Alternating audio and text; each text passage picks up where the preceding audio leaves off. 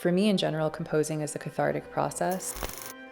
There's so much I think that I experience or want to say that I either don't quite have the language to say out loud, so I put it in the music. So for me, it's an act of just releasing things that I just don't want to carry with me anymore and letting it live in a different medium outside of my body. And once I get it out, it no longer feels like a part of me. And in that sense, I'm kind of able to detach and let go. So it's like a process of release.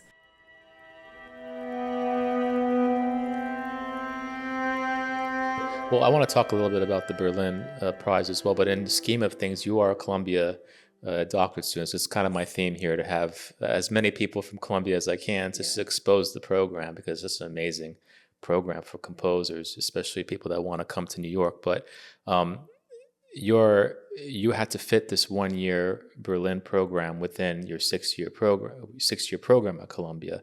Yeah, one semester. Mm-hmm. I think that's the other, it differs from the Rome Prize in that it's just 4 months. I didn't know that. Okay. Yeah, as opposed to being, I think Rome, you have an option of like 6 months, 8 months, or a year or something like that, based on like how long or what prize you get.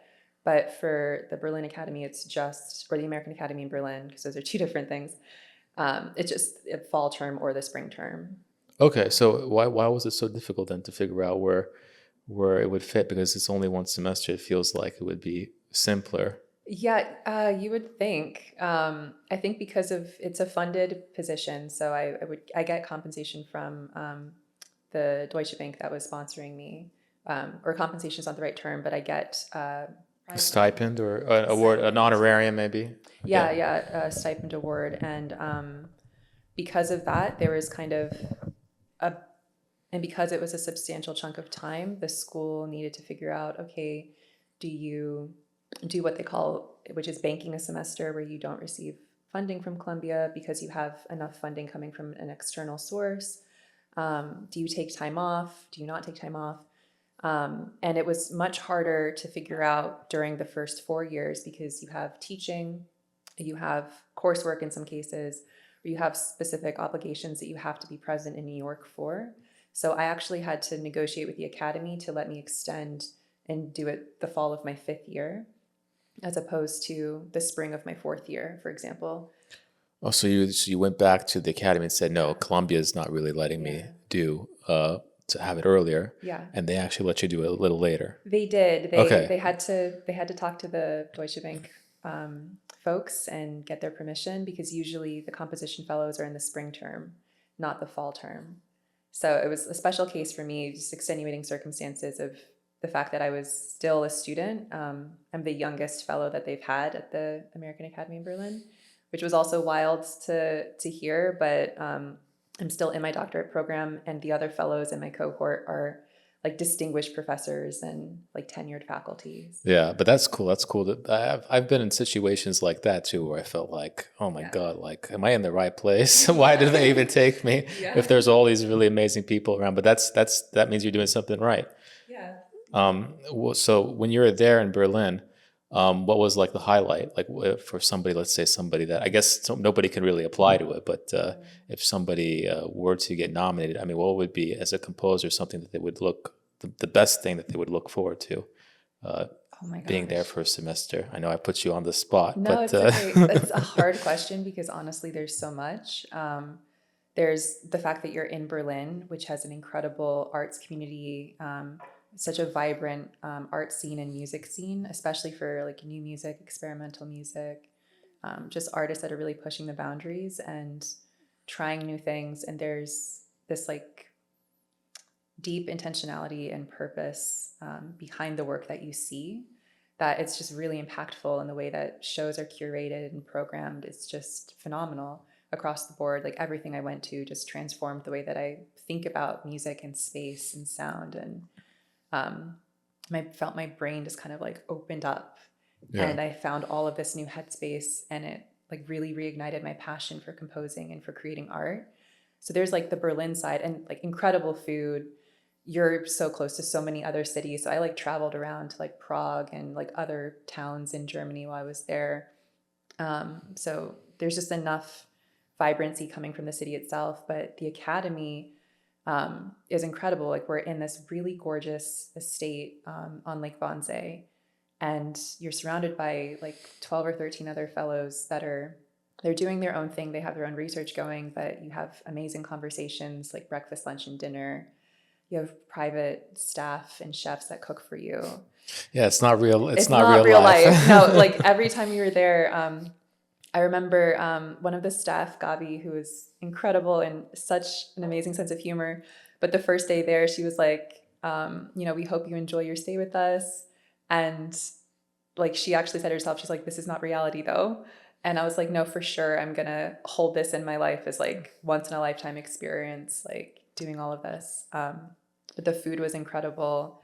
Everyone was nice. So you felt like really taken care of and supported to be able to take advantage of everything else that the city had to offer. Mm-hmm.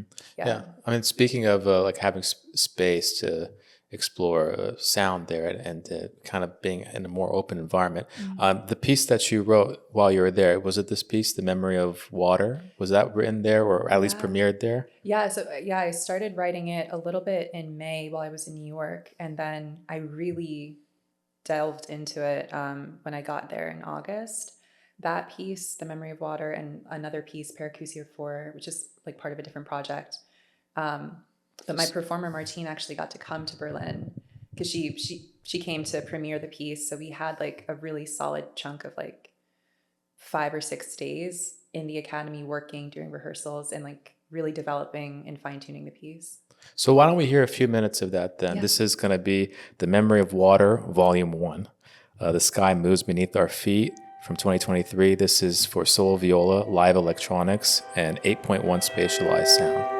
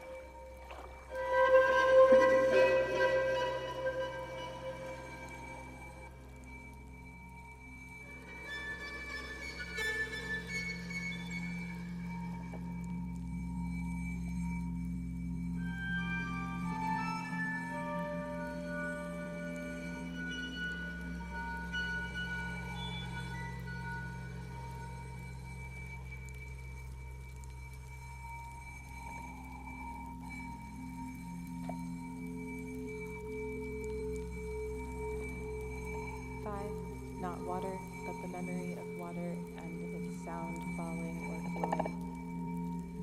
6, seeping. 7, the grassed mud spread slick on the path.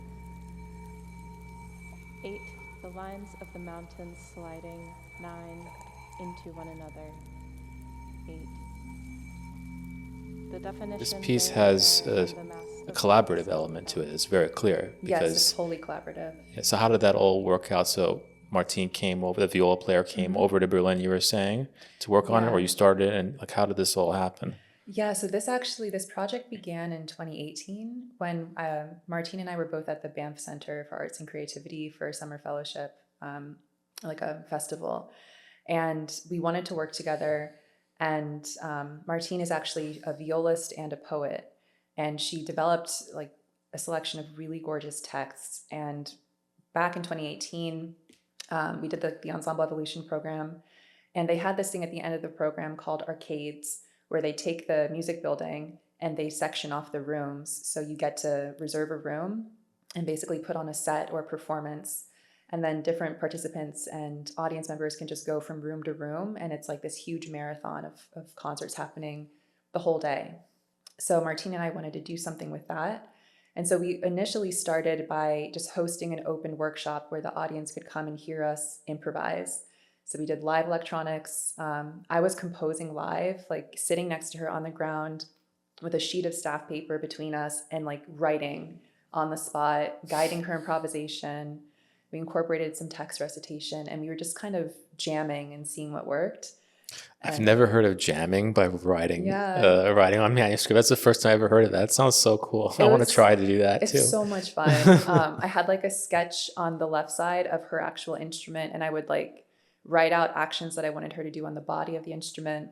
And I had this bottle cap mic, just like a literal piezo microphone inside a bottle cap connected to a loop pedal that had Ableton on my computer. And I would just mic her viola at different spots while she played, loop those sounds. And we kind of built up these layers of textures and just jammed like that. Wait, describe this again. So it's a micro, it's like a lav mic kind of, like it's got to be small to be in a bottle cap, right? Yeah, it's Or like a contact mic, like a contact piezo mic, okay. contact mic Okay. inside the underside of the bottle cap. And then all of that is coated so that it won't separate from the bottle cap itself.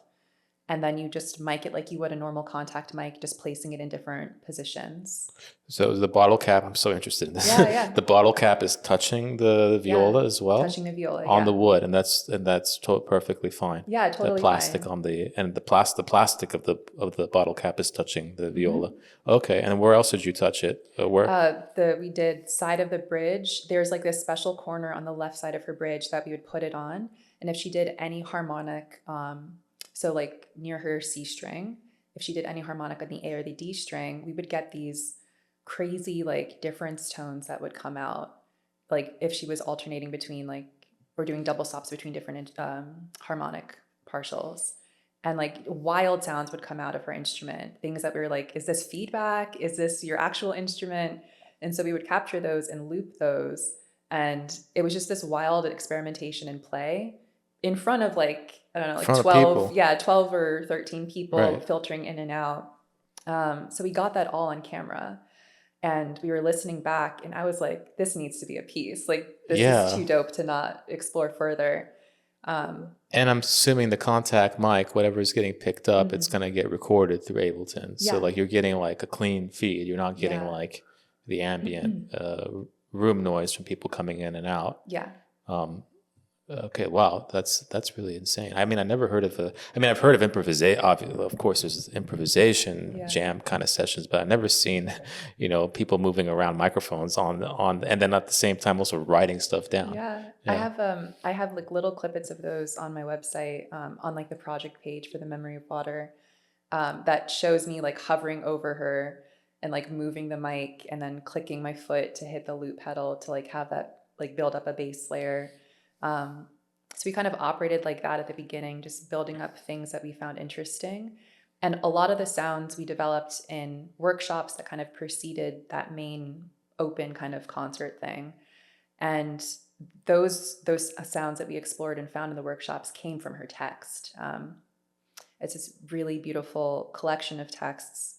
But the line in it, The Memory of Water, the title of this project comes from that. And so with the body of the text, we were exploring rain sounds, the sound of bone and wood, and like tactile kind of percussive sounds. And so we wanted to see, okay, can we recreate the sound of raindrops just using your viola? And what could that sound like? And so it was hours and hours of just playing around and finding out like what the best position of the mic would be, knowing that we were going to do this live in front of whoever decided to come into our room. And so I think the heart of the project is the sense of play and this partnership between Martine and I, figuring out how do we want to incorporate her text in every aspect of the music, not just through recitation, but through, the design of the texture, the soundscape, the world that we're going to build.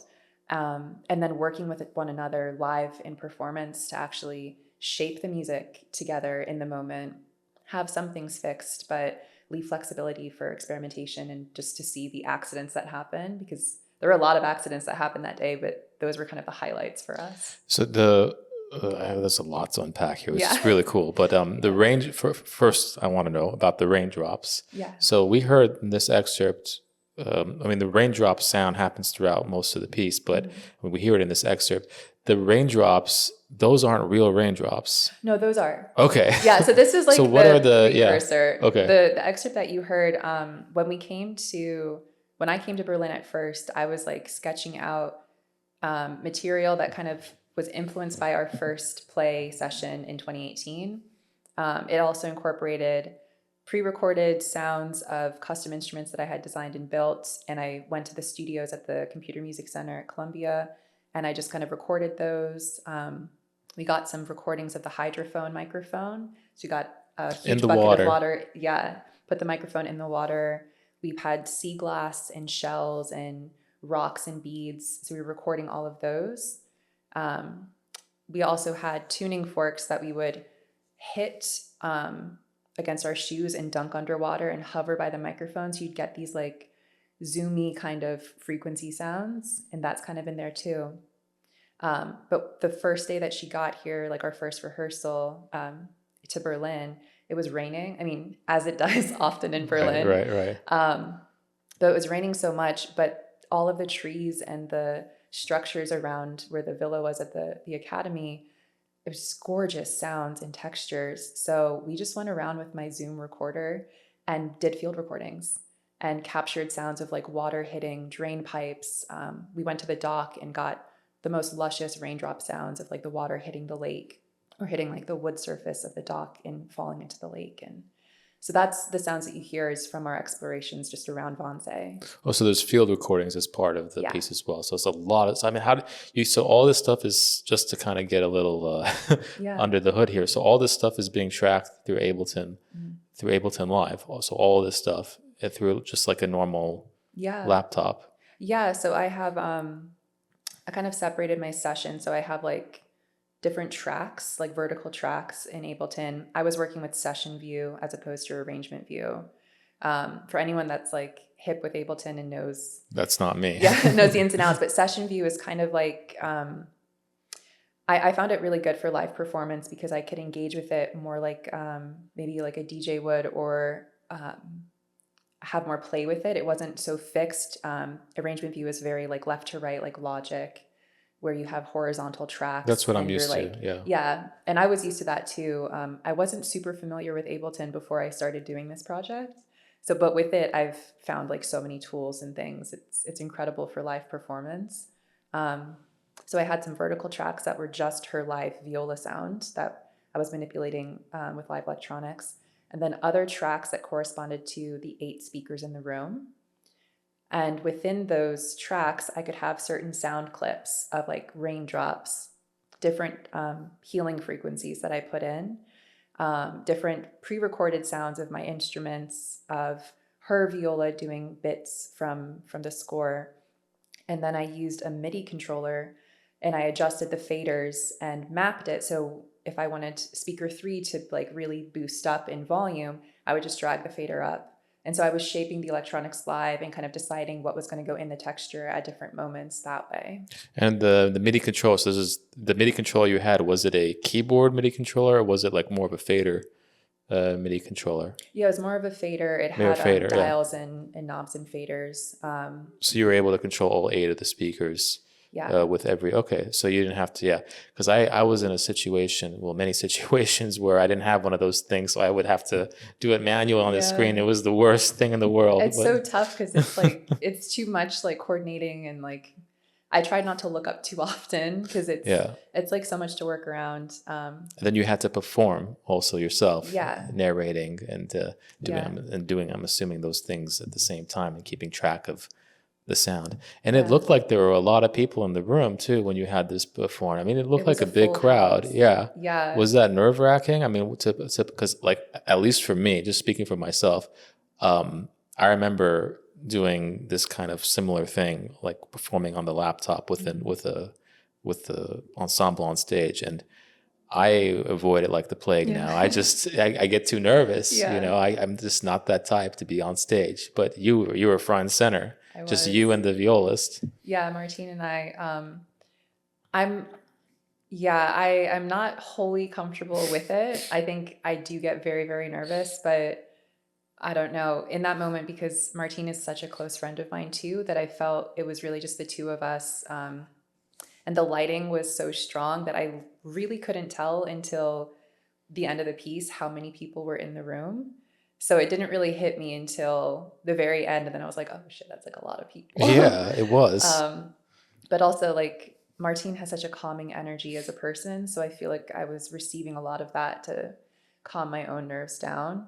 But the music was so detailed and there was so much happening that I just found myself zoning in and getting lost in what we were doing in a good way, and really focusing on that and trying to, again, just kind of play and see, okay, this version of the performance, what can we do? Like, what can we create? And I think when I switched my brain to that mode of it doesn't have to be high stakes just because there's a lot of people there, and kind of use that to reframe my mindset, it really helped me to just zone in on what she was doing and just engage with her more so than the other people in the room. Yeah, I mean, and this piece in particular too, and I think all your pieces are like this. I feel like you really have to be in the room living with the sound, because your music, first of all, not all your clips, but I noticed a lot of your music is kind of on the longer side. Yeah. So just listening to a few minutes of it doesn't really give you kind of a sense of what you're supposed to feel. Yeah. Because I feel like a lot, especially a lot of traditional classical music, you can kind of get a sense from even a few seconds what the whole thing is about. But with your music, it's not like that at all. If you're not like you literally have to feel some kind of emotion. I know that word is kind of not thrown around that much with new music, but with your music, it's an important thing. It's almost like a meditation, and you cannot meditate for 2 minutes. No. It you requires can. time. Well, you would know about that, but I mean, at least for me, I can't. I cannot be blank. For just 2 minutes, it would have to be for a longer time. For sure. That was our goal with this piece. So there's like a huge scope of this project. This is what we call the first volume, but there's a whole narrative element to it, kind of a story that we're telling from each piece. So we kind of had this in mind that we wanted to create the first volume and have it be a meditation, have it be a space where people can kind of get used to this sound world that we're building and this narrative world that we're building, and not feel rushed to leave, not feel pressured to stay. So kind of letting your focus drift in and out. But we wanted to kind of create an immersive environment, which is thankfully why we were able to use 8 speakers and this massive subwoofer to like really ground the audience in.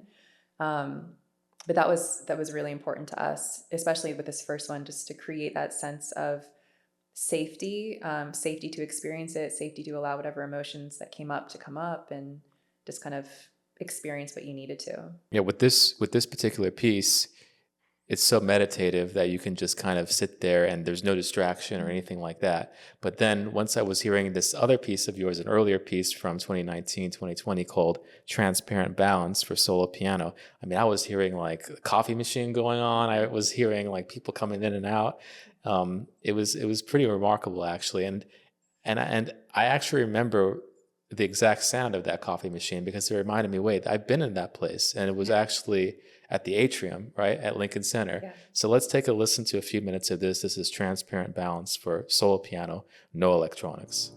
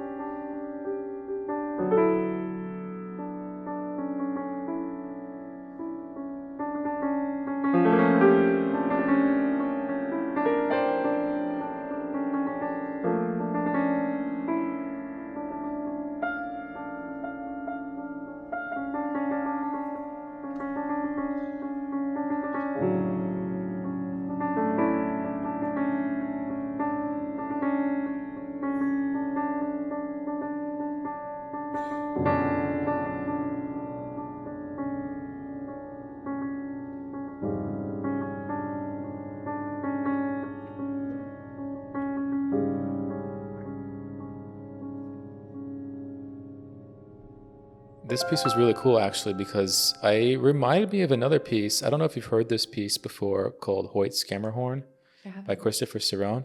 Oh, wow, you should listen to it. That's really cool, actually, that you haven't heard that piece, because there are many elements in that piece that sound like what you were doing. Oh, cool. So there is this like Morse code kind of notation, right, that you're doing in the right hand, and then you use these kind of more, sometimes they're closed voicings, but many times they're more open voicings on the left hand. So you're getting this kind of very cool, like, acoustical effect of these kind of repeated high notes versus these like more resonant lower tones. I mean, how did this, I'm curious to hear from you, because Chris had his piece was very similar in terms of the way the acoustics worked, but his idea was very, very particular. I wonder what your idea was for this, Right. for how this soundscape happens. Yeah. A performer reached out to me to see if we wanted to work together on this. And I honestly had been avoiding writing for solo piano because I grew up playing piano, and I don't know what the difference is for me, because I'm happy to write for viola as a violist, but for some reason writing for piano seemed a little daunting. And so I wanted to think about how I wanted to approach the instrument, and like the really interesting resonances that can happen, especially with like a grand piano or 3-pedal piano, when you open the top and you're like kind of inside the body of the instrument, to hear kind of the quiet resonances and like the extra voices that can happen. So with this piece, around this time, my grandmother had actually passed away, and I was kind of freshly in a state of grief and reflecting back on our time together. And so the Morse code and the little samples that I have in the piece of old jazz standards that my grandfather and my grandmother would listen to, and, you know, kind of dance in the kitchen and those types of things, hidden memories for me, I wanted to kind of weave into the piece. And so the Morse is actually different stacked rhythms, also kind of to give the performer a sense of flexibility in creating a sense of polyrhythm without having like something metrically condensed or attached to any specific meter. I wanted the performer to have a lot of flexibility in their approach of how fast and slow they wanted to take things. But the Morse allowed me to kind of have hidden messages just from me to the performer, or from me to my grandparents inside of it. So it kind of started in that vein of just thinking more thematically, I think, in that piece about rhythm in language and harmony in language and harmony and emotion behind memory, and this idea of reflecting on the past while you're processing loss, but also kind of looking to the present moment and the future and trying to figure out how to reground yourself. So the actual nuts and bolts of the piece all surround the final chord on the last page of the score, and everything was built backwards from that moment. I think it was an A, some kind of A major chord, but you had a B on top, right? Was that right? Yeah. Yeah. And you had an A flat in there too, Yeah. I think. So it had this kind of open sound, but at the same time, you had that kind of crunch to the A flat. Yeah. I think that's what it was. Yeah. Actually, when I encourage you guys to listen to the whole thing, but when I got to that last chord, I didn't read your program note or anything like that. Or when I was like, wow, that last chord really works well, and I have no clue why. Yeah. And then I think that you wrote this in the program note, right? I was like, oh, okay, there you go. That makes it was completely on purpose. Yeah. I want to ask you something though, because you mentioned this idea about grief, and this is something I've been thinking about as well. When you're actually writing a piece like this, right? Does it physically help you going through that, or is it more like, I have to be working on something to get it out of my mind, or I don't know if that makes sense, but is it the work that gets you out of that, or is it actually I'm thinking about it the whole time while I'm working, because I want to be able to feel all that. Yeah. To express myself while I'm working through those emotions. I'm not sure if that question makes sense, but it's something I've been thinking about. It's a great question. There's so many layers to grief, and I think in that moment, for me in general, composing is a cathartic process. There's so much I think that I experience or want to say that I either don't quite have the language to say out loud, so I put it in the music. And so for me, it's an act of just releasing things that I just don't want to carry with me anymore, and letting it live in a different medium outside of my body. And once I get it out, it no longer feels like a part of me. And in that sense, I'm kind of able to detach and let go. So it's like a process of release. And it's been that way since the beginning. And so with this, I don't think I was intentionally writing it with this idea in mind that I needed to let go of these things, because I experience waves of grief even now, just reflecting back, or if I have a hard day and I want to hear like my grandmother or my grandfather's voice. Luckily, I have recordings of their voices, but you have these moments where you reflect on the past and it can hit you out of nowhere. So I didn't have any grand ideas that this would solve anything for me or even get me out of my own head. It just felt like where my energy needed to go in the moment. So I wanted to kind of bring both of them into my music and into this space, and engaging with the little like songs that I would hear them sing to each other or dance along to, or the messages that they would say to each other.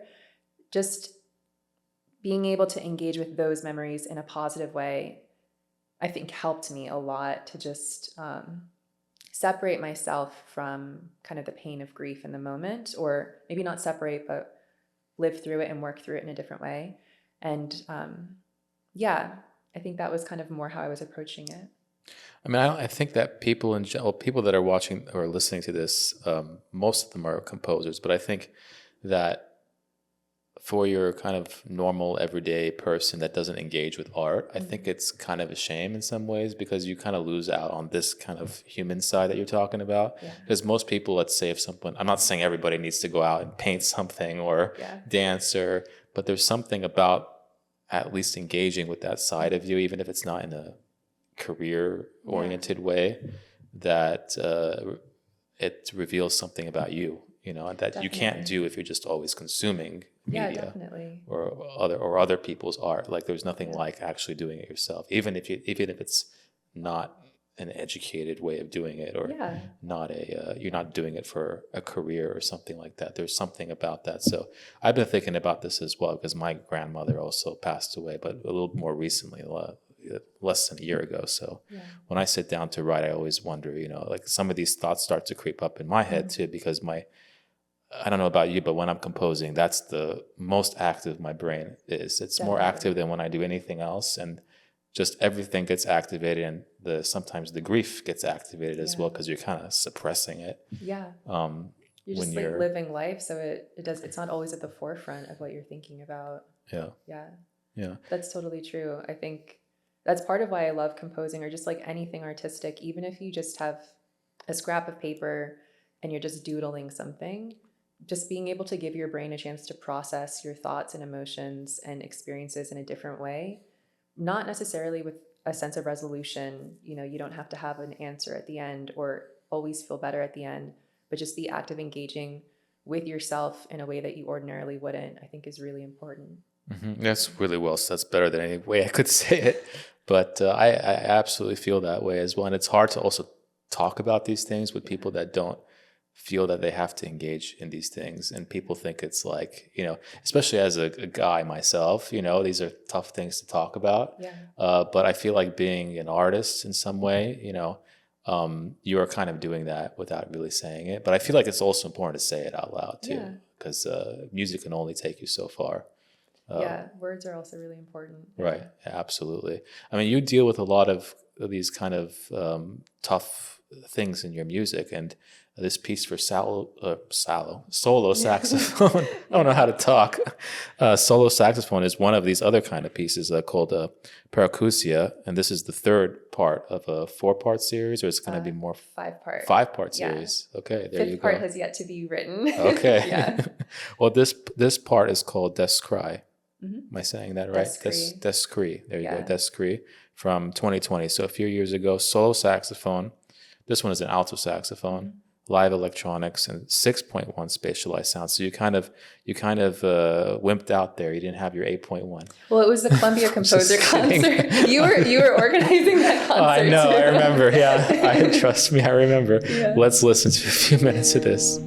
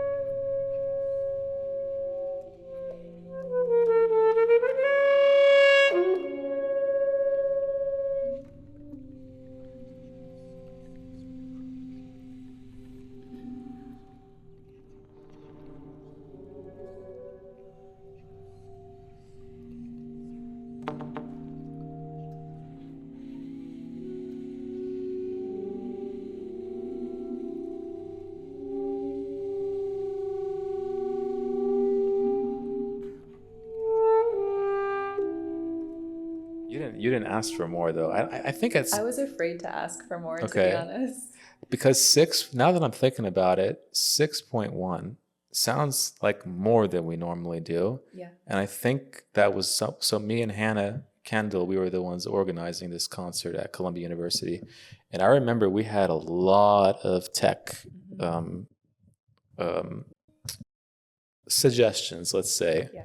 From many different people, but I think yours wasn't the one. Actually, yours was probably one of the easier pieces to put on because it's actually relatively straightforward. Yeah, we tried to make it as tame as possible, just with the understanding that you had so many moving parts for that concert, and just like between both halves of it, it was like an immense program that Justin and I were just figuring out amongst ourselves, how can we make this as easy as possible for like you and Hannah and David and everyone else that was like running the show. At the end of the day, it sounded great. I mean, it didn't need all this other stuff that was happening. But I understand when people want those kind of things. It's just that when you're a student, so at Columbia University, we organize every couple of years.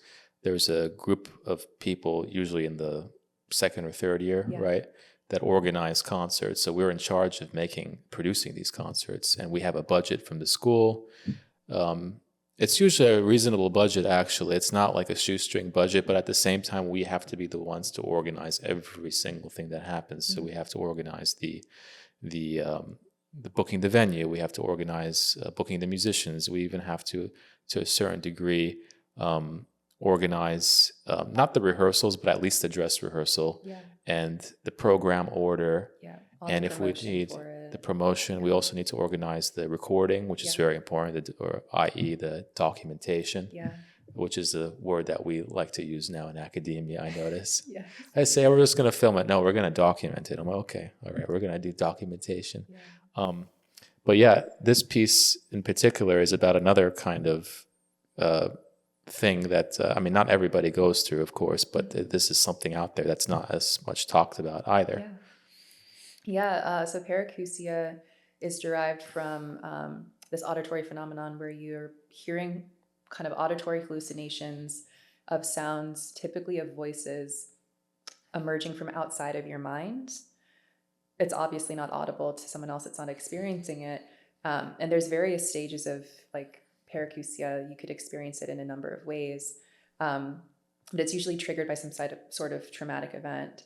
And so when I was first approached by Justin, this was back in like 2017, he wanted to commission me to write something for his first DMA recital. And at the time, I was just very fascinated in trauma response and auditory hallucinations, psychoacoustics, and like strange sonic phenomena that shifts our perception of what's around us and how we engage with ourselves and our identity and our voice, and like pretty deep thoughts. And so from there, I wanted to kind of explore then, how can I use the saxophone, which is like an amazing woodwind instrument, but it's like the possibilities are endless, especially working with Justin. He's like an insane musician, like wildly talented. And so from there, I was just kind of figuring out, okay, how can I explore this topic that's really interesting to me in a way that immerses the audience in what this phenomenon could be. And so I was chatting with Justin and figuring out, okay, can we do spatialization? And he was like, yes. And can we do live electronics? He's like, yes. So I was like, great. And honestly, that's kind of the theme of our collaboration, is I ask him, can we do these like XYZ things? And he always says yes. And like we work together and collaborate on figuring out how can we kind of expand our ideas and let our imagination grow. So for this piece, I wanted to surround the audience with pre-recordings and live processing of the saxophone sound and also of Justin's voice. So in this excerpt, there's vocalizations of his mouth sounds against the saxophone, of like guttural consonants that were close mic'd and things like that, and some pre-recording of alto and soprano saxophone and echoes of the previous movements that we've done kind of filtered in to create this sense of swarming voices and this kind of otherworldliness quality of sounds that are emerging, sort of like little shadows that you might see in the air, but like sonically that kind of weird you out maybe, but are part of the experience, in an effort to kind of portray what's happening with the character in that moment. So this piece is also kind of thematically driven, where there's a character that's been trapped in a reverberant room for an undetermined length of time, and each piece kind of drops us into a snapshot of their experience as they're dealing with like the effects of paracusia, the effects of kind of losing their grasp of reality and losing their connection with the outside world and their ability to communicate their experience with other people. And why the reverberant? I thought that was interesting. It had to be a reverberant room. This person was trapped in a reverberant room. So I can imagine when you say reverberant room, I'm gonna I imagine a large space without much stuff in it, Yeah. because and the walls are blank. Yeah. Why a reverberant room specifically? I was thinking, what would be the absolute worst place for this character to be if they're already experiencing like auditory hallucinations in their mind, and like also being trapped in a reverberant room where any sound they make would potentially reflect off of all of these surfaces, would be the worst thing. And as I say it now, that sounds awful. Yeah, you're like, to you're say. manufacturing Like I'm this. magnifying the You're effect like a of mad it. scientist in a way, literally. Yeah, but that was it just like spoke to me, and I was speaking with Justin about it, and he thought that that would be something that we could really play with, especially with the electronics, and play with the sense of sound passing from speaker to speaker and traveling around the room in different trajectories, and could be something that spoke not only to the other voices that are resulting, but also to what's happening to his voice live and how the audience would be perceiving that. Yeah, and there's also an element, just because I'm a nerd when it comes to this stuff, but there's an element of microtonality in this piece too, which For sure. I didn't really hear as obvious. I think there was some of it maybe in because there was natural harmonics and things like that in your viola piece, but it was much more present in this piece. And you really hear the beating, especially well. You use a lot of close seconds. Yeah. So instead of semitones, you're using even smaller. You're using mostly quarter tones, I'm assuming, right? Yes. Yeah. How did that conversation go with the saxophonist? I'm assuming he was fine with all of those things, and sounded like he was. He's like such a high caliber musician. Just he's amazing. And so we actually had a series of workshops at the Computer Music Center, like 9-hour days, where I would come with segments of material, sketches or drafts of things, and we would spend hours just working really closely and figuring out what sounds we wanted, what resonated well, what worked with his instrument, because like not all saxophones are created equally, and the different metals and the shape of like the bell and all these things impact how multiphonics work with the instrument, what partials emerge, what's stable and unstable.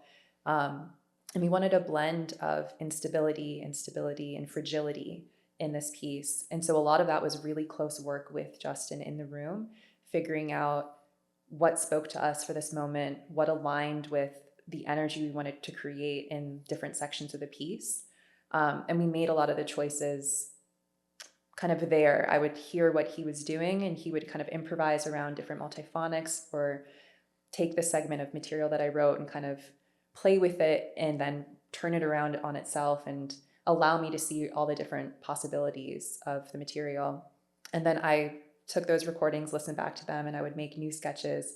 The next day we would do those sketches and kind of go from there. And so that hands-on work I was really spoiled with, because we don't always get that close time with a performer. But I was really able to choose those specific pitches and frequencies and multiphonics, and like really shape the harmony because of those really close sessions. It's interesting you say all that stuff, because I often,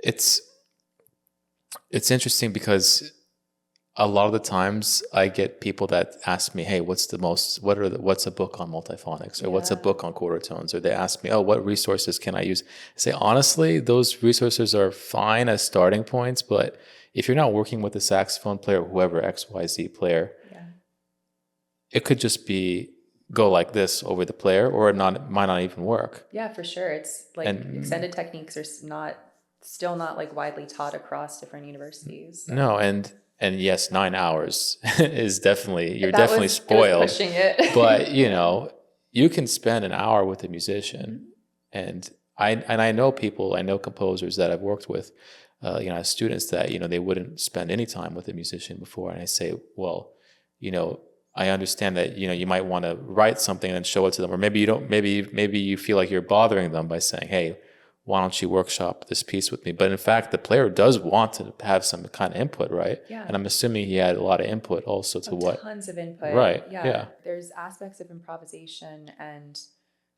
room for him to add his voice and to shape the material, and to bring out details that I don't even think to include sometimes. Like, he has such an important role in this. And the unique aspect of this is that the live electronics have just grown exponentially since the first piece that we've done to the fourth piece that we premiered in Berlin. He also came and premiered the fourth piece. So I have experience with electronics. I have experience with a Max MSP and Ableton and Logic and like various software, but he is like a wizard. Like I can ask him, can the electronics do this in this moment? I really want the line to sound like this. I want this effect. I want it to move across the speakers in this way. Is this possible? You are spoiled then. I'm 'Cause it's usually I'm the so opposite. spoiled. Yeah. Like, oh, what do I do? No, and so, Is this a microphone? so I give him like laundry lists sometimes, and he reads through them and sends me like thumbs up, thumbs down. He's like, okay, we'll do it. I'll figure it out. And he does. And each time I'm amazed. And then each time it gives me more room to play around and figure out, okay, if the electronics are able to do this, because I think about them together. I don't think about, electronics as like an application that I would slap on top or like an effect that I would put in. It really shapes how I think of the material. So it allows me then to expand my view of what he would be doing live and what the music could become and what the music could do. And so it's such a unique partnership in that way because he has so much input in the music and I have so much input in the electronics, and it just works really well. Yeah, I mean, I would encourage everybody, as much as possible. I know that sometimes you don't want to bother the performer or you feel that you're kind of imposing as a composer, but I feel the exact opposite. I think performers, whether they know it or not, they need us. Yeah. Unless they compose themselves, then God bless them. That they could Yeah, write that's a and whole other- play at the same time. I've had some guests on the show that are like that, and I'm very envious because I cannot. You know, maybe I can play the kazoo on one of my pieces, but that's about it. So to foster this kind of relationship that you seem to have, especially with the saxophone player and Martine, the violist, I'm sure you have this with many other people. We just don't have, another 4 hours or more to go through everything else. But I would leave everybody with that. So thank you so much, Camila. Thank you. Please check out her links in the down description below. Listen to the entirety of these. If you watched the entire podcast by now, you should listen to the whole pieces that she's written. How about that? Okay. Thank you so much for having me. Thank you.